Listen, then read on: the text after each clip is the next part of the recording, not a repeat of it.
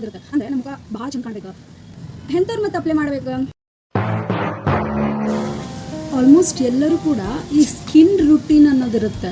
ಅಂದರೆ ನಮ್ಮ ಮುಖ ಬಹಳ ಚಂದ ಕಾಣಬೇಕು, ಬ್ರೈಟ್ನಿಂಗ್ ಆಗಬೇಕು, ಗ್ಲಾಸ್ ಸ್ಕಿನ್ ಆಗ್ಬೇಕಂತ ಹೇಳಿ ಹಾಳು ಮೂಳು ಅದನ್ನ ಇದನ್ನಂತ ಹೇಳಿ ಭಾಳ ಹಚ್ಕೊತಾರೆ. ಈ ಕ್ರೀಮ್ಸ್ ಆಗಿರ್ಬೋದು, ಈ ಮೆಡಿಕಲ್ ಕ್ರೀಮ್ಸ್ ಆಗಿರ್ಬೋದು, ಇಲ್ಲಾಂದರೆ ಮನೆ ಮದ್ದು ಅಂತ ಹೇಳ್ತಾರೆ, ಈ ಮನೆ ಮದ್ದು ಅಂತ ಹೇಳಿರ್ಬೋದು ಆಗ್ಬೋದು, ಎಲ್ಲ ರೀತಿ ಕೂಡ ಅವರು ಟ್ರೈ ಮಾಡ್ತಾರೆ. ಇದರಿಂದ ಆಲ್ಮೋಸ್ಟ್ ಎಫೆಕ್ಟ್ ಆಗೋಕ್ಕಿಂತ ಸೈಡ್ ಎಫೆಕ್ಟ್ ಆಗುತ್ತೆ. ಯಾವ ಥರ ಹೆಂಗೆ ಏನನ್ನು ಫಸ್ಟ್ ಆಫ್ ಆಲ್ ಮಾಡಬಾರ್ದು ಅನ್ನೋದನ್ನು ತಿಳ್ಕೊಂಡ್ರೆ ಏನು ಮಾಡಬೇಕು ಅಂತೇಳಿ ಆಟೋಮೆಟಿಕ್ಲಿ ನಿಮ್ಗೆ ಗೊತ್ತಾಗ್ಬಿಡ್ತದೆ. ಸೊ ಯಾವುದೇ ತಪ್ಪನ್ನಾಗಲಿ ನಾವು ಗುರ್ತಿಸ್ಬೇಕಂದ್ರೆ ಆ ಒಂದು ಸರಿ ಇರ್ತದಲ್ಲ ಅದನ್ನು ಸಪ್ರೇಟ್ ಮಾಡಬೇಕು.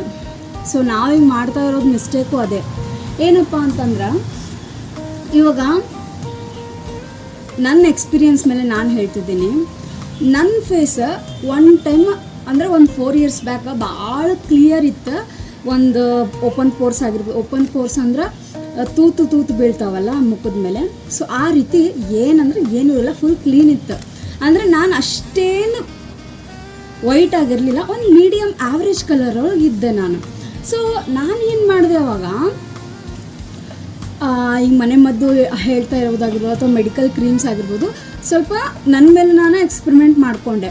ಸ್ಟಾರ್ಟಿಂಗ್ ಭಾಳ ಹುಮ್ಮಸ್ಸು ಇರ್ತೈತಿ, ಮಾಡಬೇಕು ನನ್ನ ಮುಖ ಬೆಳ್ಳಗಾಗಬೇಕು, ನನ್ನ ಮುಖ ಚಂದ ಆಗಬೇಕು ಅಂಥೇಳಿ ಕ್ರೀಮ್ಸ್ ಹಚ್ಕೊಳ್ಳೋದು, ಈ ಮನೆ ಮದ್ದು ಮಾಡೋದು ಎಲ್ಲ ಮಾಡಿದ್ವಿ.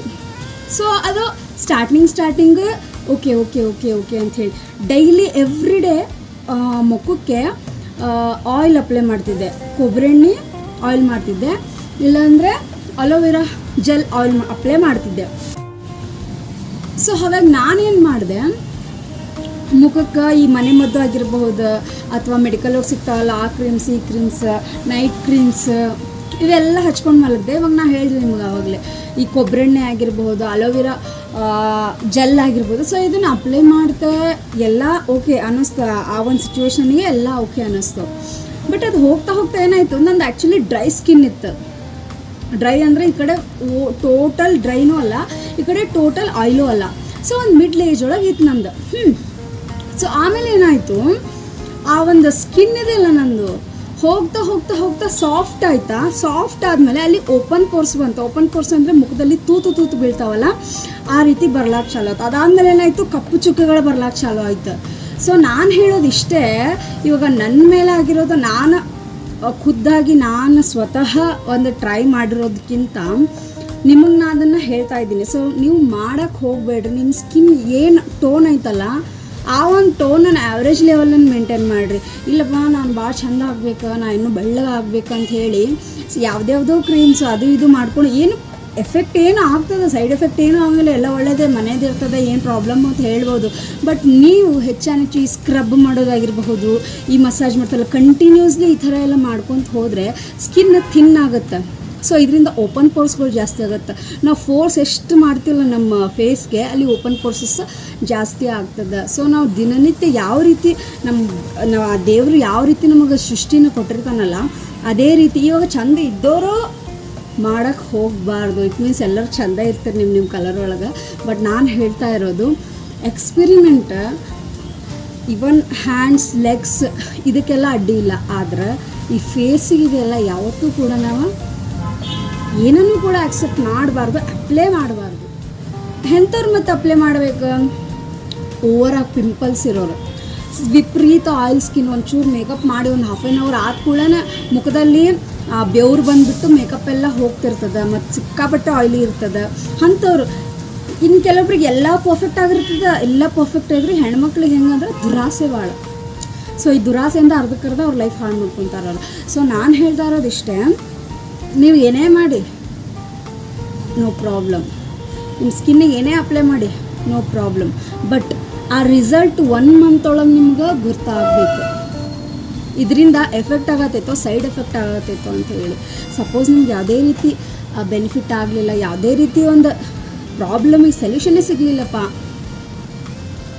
ಅಂದಾಗ ಅದು ಇದು ಎಲ್ಲ ಟ್ರೈ ಮಾಡೋಕ್ಕಿಂತ ಸ್ವಲ್ಪ ಕಾಮ್ ಆಗಿರ್ಬೇಕು. ಯಾಕೆ ಹೇಳ್ರಿ, ಫಸ್ಟ್ ಆಫ್ ಆಲ್ ನಮ್ಮ ಸ್ಕಿನ್ ಒಳ್ಳೆ ಇರಬೇಕಂದ್ರೆ ಮ್ಯಾಕ್ಸಿಮಮ್ 3 to 4 ಲೀಟರ್ ನಾವು ನೀರು ಕುಡಿಲೇಬೇಕು. ರಕ್ತ ಸಂಚಾರ ದೇಹದಲ್ಲಿ ಸರಿಯಾಗಿರಲಿಲ್ಲ ಅಂದಾಗ ಏನಾಗುತ್ತೆ, ಮುಖದಲ್ಲಿ ಆಯಿತು ದೇಹದಲ್ಲಿ ಆಯಿತು ಬ್ರೈಟ್ನಿಂಗ್ ಕಡಿಮೆ ಆಗುತ್ತೆ ಹೇಳ್ತಾರೆ ಎಲ್ಲರೂ. ಮತ್ತು ಇನ್ನೊಂದು ಎಸ್ಪೆಷಲಿ ನಿದ್ದೆನೂ ಕೂಡ ಅಷ್ಟೇ ಮುಖ್ಯ. ಒಂದು ಮನುಷ್ಯನಿಗೆ ಮ್ಯಾಕ್ಸಿಮಮ್ 8 ಅವರ್ಸ್ ಅಂತೂ ನಿದ್ದೆ ಮಾಡಲೇಬೇಕು. ನಂತರ ನೀರಂತೂ ಎಷ್ಟಾಗುತ್ತೋ ಅಷ್ಟು ಹೆಚ್ಚಾನೆಚ್ಚು ಕುಡೀರಿ. ಮ್ಯಾಕ್ಸಿಮಮ್ 3 ಲೀಟರ್, ಇಲ್ಲ ಅಂದರೆ 4 ತನಕ. ಓಕೆ, ಕೆಲಸ ಮಾಡ್ತೀವಿ, ಹೆವಿ ವರ್ಕ್ ಇರ್ತದಂದ್ರೆ ಅಂಥವ್ರು 4 ಲೀಟರ್ ತನಕ ಕುಡಿಬೋದು, ಏನು ಪ್ರಾಬ್ಲಮ್ ಇಲ್ಲ. ಸೊ ನೀವು ಎಷ್ಟು ನೀರು ಕುಡಿತೀರಲ್ಲ ಅಷ್ಟು, ಅಂದರೆ ನ್ಯಾಚುರಲ್ ಆಗಿ ತೊಗೊಂಡ್ರೆ, ನೀವು ನ್ಯಾಚುರಲ್ ಇಂಗ್ರೀಡಿಯೆಂಟ್ಸಿಂದ ಫೇಸಿಗೆ ಅಪ್ಲೈ ಮಾಡ್ಕೊಂಡು ಫೇಸನ್ನು ಹಾಳು ಮಾಡ್ಕೋಬೇಡಿ. ಆ ಥರ ಭಾಳ ಇಂಜುರಿ ಭಾಳ ಮೇಜರ್ ಇದೆ ಪ್ರಾಬ್ಲಮ್ ಅವ್ರಿಗೆ, ಅಂಥವ್ರು ಕೂಡ ಮಾಡ್ಬೋದು, ಏನು ಪ್ರಾಬ್ಲಮ್ ಇಲ್ಲ. ಆದರೆ ಚೆನ್ನಾಗಿದ್ದವ್ರ ಫೇಸ್ ಆಗಿರಬಹುದು, ಅಥವಾ ನಾ ಇನ್ನೂ ಬೆಳ್ಳಗಾಗಬೇಕು, ಇನ್ನೂ ಕಲರ್ ಬರಬೇಕಂತ ಹೇಳಿ ಏನನ್ನೂ ಕೂಡ ಅಪ್ಲೈ ಮಾಡೋಕ್ಕೆ ಹೋಗಬೇಡ್ರಿ, ಆಯಿತಾ.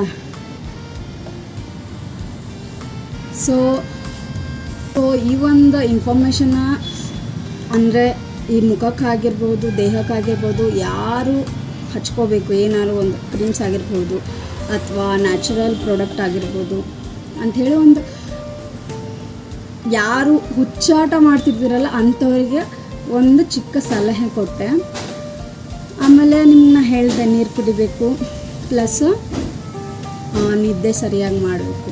At A time also chunks food ಇರ್ತದಲ್ಲ, ಸೊ ಅದನ್ನು ಕಂಪ್ಲೀಟಾಗಿ ಅವಾಯ್ಡ್ ಮಾಡಬೇಕು. ಏನೋ 1 ತಿಂಗಳಿಗೊಮ್ಮೆ, 2 ವೀಕ್ಸಿಗೊಮ್ಮೆ ಅಂದರೆ ಅಡ್ಡಿ ಇಲ್ಲ.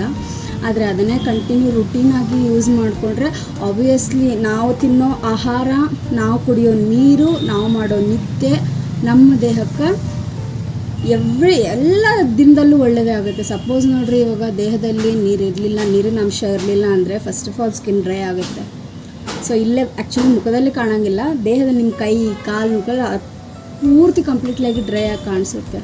ಸೊ ನಮ್ಮ ಬಾಡಿ ಯಾವಾಗಲೂ ಡಿಹೈಡ್ರೇಟ್ ಆಗಬಾರ್ದು, ಹೈಡ್ರೇಟಿಂದ ಕೂಡಿರಬೇಕು. ಹಂಗಂತೇಳಿ ಮೆಡಿಕಲ್ಸಿದ್ದೆಲ್ಲ ಕ್ರೀಮ್ಸ್ ಬಂದಿದ್ದು ಅದನ್ನು ಹಚ್ಕೋಬೇಡ್ರಿ ಅಂತ ನಾನು ಹೇಳಿಲ್ಲ. ಅತಿಯಾದರೆ ಅಮೃತನೂ ವಿಷ. ಸೊ ಯಾವುದೇ ಆಗಲಿ ಲಿಮಿಟ್ ಅಂತಿರುತ್ತೆ, ಸೊ ಆ ಲಿಮಿಟಲ್ಲೇ ಅಲ್ವಾ. ಸೊ ಇದರಿಂದ ನಿಮ್ಗೆ ಎಷ್ಟು ಯೂಸ್ ಆಗೋದೋ ಏನೋ ಗೊತ್ತಿಲ್ಲ, ಬಟ್ ಸ್ಟಿಲ್ ನಿಮ್ಮ ಒಂದು ಸೌಂದರ್ಯ ಆಯಿತು, ನಿಮ್ಮ ಒಂದು ಮುಖದ ಕಾಂತಿ ಆಯಿತು ಹೆಚ್ಚಿಸ್ಲಿಕ್ಕೆ ಈ ಒಂದು 3 ರುಟೀನ್ಸನ್ನು ಕಂಟಿನ್ಯೂ ಮಾಡಿಬಿಡಿ. ನಿಮ್ಗೆ ಯಾವ ಕ್ರೀಮು, ಮನೆ ಮದ್ದು ಅವಶ್ಯಕತೆ ಇರಲ್ಲ. ಹೆಚ್ಚು ಭಾಳ ಮೇಜರ್ ಪ್ರಾಬ್ಲಮ್ ಇರುತ್ತಲ್ಲ ಅವ್ರು ಮಾತ್ರ ಮನೆ ಮದ್ದು ಅಥವಾ ಈ ಮೆಡಿಸನ್ಸು, ಈ ಮೆಡಿಕಲ್ ಐಟಮ್ಸು ಯೂಸ್ ಮಾಡ್ಬೋದು. ಅದರ್ವೈಸ್ ಬೇರೆಯವರು ನೋ. ಸೊ ಇದಿಷ್ಟು ಇವತ್ತಿನೊಂದು ಚಿಕ್ಕದಾದ ವಿಡಿಯೋ. ಸೊ ಐ ಹೋಪ್ ಇಷ್ಟ ಆಗುತ್ತೆ, ಇಷ್ಟಪಡ್ತೀರಿ ಅಂತ ಅಂದ್ಕೊಂಡಿದ್ದೀನಿ. ಆ್ಯಂಡ್ ಯಾರು ಇವಾಗ ನೋಡ್ತಾ ಇದ್ದೀರಿ ಚಾನಲ್ಸ್ನ, ಸೊ ಸಬ್ಸ್ಕ್ರೈಬ್ ಮಾಡ್ಕೊಳ್ಳಿ. ಇಷ್ಟ ಆದರೆ ಶೇರ್ ಮಾಡಿ. ನಾನು ಹೇಳೋವಂಥ ಒಪಿನಿಯನ್ನು ನಿಮಗೆ ಸರಿ ಅನಿಸಿದರೆ ಮಾತ್ರ ಅಪ್ಲೈ ಮಾಡ್ಕೊಳ್ಳಿ. ಯಾಕೆ ಹೇಳ್ರಿ, ಇದು ನಾ ಈ ಒಂದು ವೀಡಿಯೋಸಲ್ಲಿ, ಈ ಒಂದು ಚಾನಲಲ್ಲಿ ಏನೇ ಒಂದು ವಿಡಿಯೋ ಮಾಡೋದಿದ್ರು ನನ್ನ ಮೇಲೆ ಏನು ಎಕ್ಸ್ಪೀರಿಯೆನ್ಸ್ ಆಗಿರುತ್ತೋ ಅದನ್ನು ಮಾತ್ರ ನಾನು ಹೇಳ್ತೀನಿ. ಸೊ ಈಗ ಬೇರೆಯವ್ರದನ್ನು ಹೇಳೋದು ಇಲ್ಲ, ನನಗಾಗಿದ್ದನ್ನು ನಾನು ಹೇಳ್ತೀನಿ. ಸೊ ನಂತರ ನಾನು ಮಾಡ್ಕೊಂಡಿರೋ ತಪ್ಪನ್ನು ನೀವು ಮಾಡಬೇಡಿ ಅಂತ ನಾನು ನಿಮಗೆ ಹೇಳ್ತೀನಿ. ಸೊ ಇಷ್ಟ ಆದರೆ ಲೈಕ್ ಮಾಡಿ ಆ್ಯಂಡ್ ಥ್ಯಾಂಕ್ ಯು, ನಂಗೆ ಸಪೋರ್ಟ್ ಮಾಡಿ. ಬಾಯ್.